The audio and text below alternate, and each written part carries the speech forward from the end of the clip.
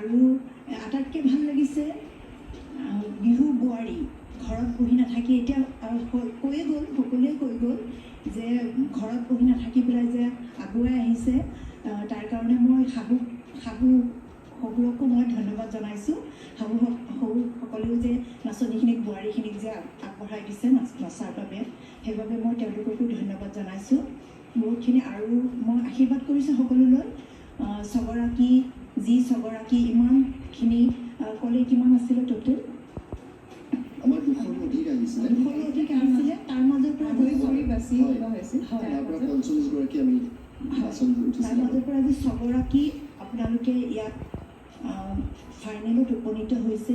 তাৰ বাবে সঁচাকৈ হৰা জিকাটো ডাঙৰ কথা নহয়। আপোনালোকে ইমান দূৰ যে আগবাঢ়ি আহিছে সেয়া আপোনালোকৰ বাবে বহুতখিনি। লগতে মোৰ ছোৱালীকো মই আশীৰ্বাদ দিছোঁ, সকলোলৈ মোৰ আশীৰ্বাদ থাকিল।